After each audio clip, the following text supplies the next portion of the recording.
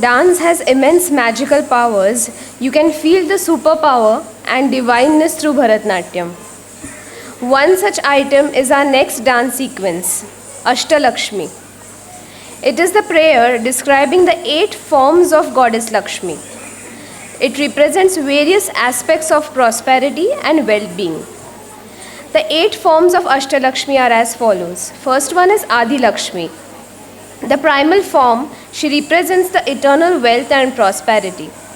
The second one is Dhanya Lakshmi, the goddess of agricultural wealth. She symbolizes abundance in food. Third is Dhairya Lakshmi, the goddess of courage and strength. Fourth is Gaja Lakshmi, the goddess of animals. She represents the royalty and power. Fifth one is Santan Lakshmi, the goddess of progeny. She blesses families with children. Sixth one is Vijaya Lakshmi, the goddess of victory. Seventh one is Vidya Lakshmi, the goddess of knowledge and education. And eighth one is Dhana Lakshmi, the goddess of wealth and prosperity.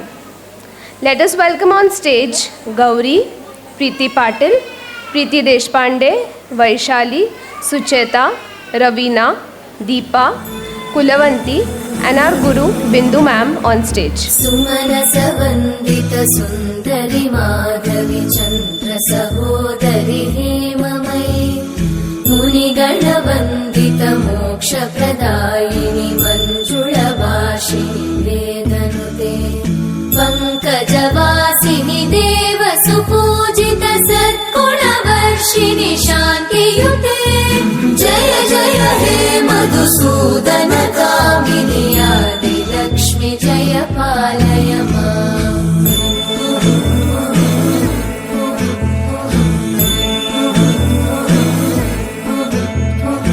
Aikali kalmashanashini kamini vaidika rupini medamaye Shirasamudbhava mangala rupini mantra nivasini mantranute Mangaladayini ambujavasini devaganashrita padayute Jaya jaya he madhusudana kamini dhanya lakshmi jaya palaya mam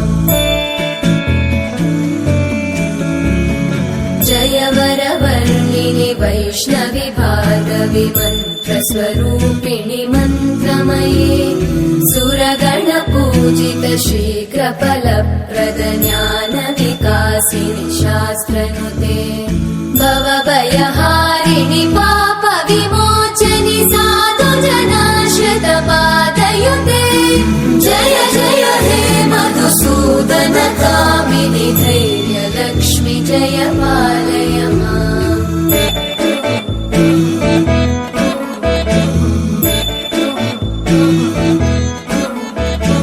Jaya jaya durgati nashini kamini sarvapala prada shastramaye Rata gaja turaga padadi samanuta parijana mandita lokanute Harihara brahma supujita sevita tapanivarini padayute Jaya jaya he madhusudana kamini shri gaja lakshmi palaya mam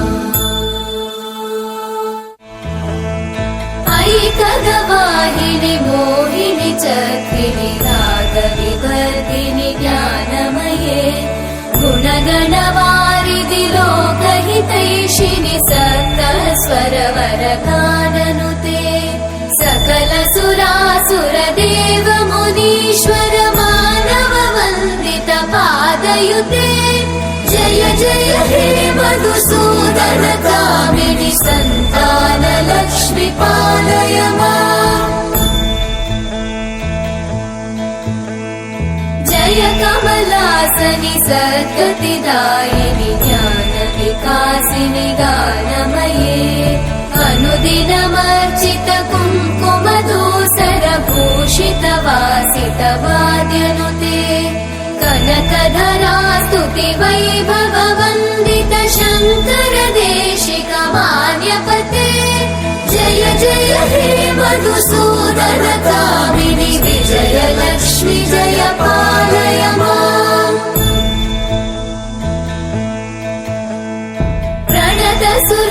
सर्वेश्वरि Bharati Bhargavi शोकविनाशिनि रत्नमये मणिमय भूषित कर्णविभूषण शान्ति समावृत हास्यमुखे नवनिधिदायिनि कलिमलहारिणि काम्यफलप्रदहस्तयुते जय जय हे मधुसूदन कामिनि विद्या लक्ष्मी पालय माम्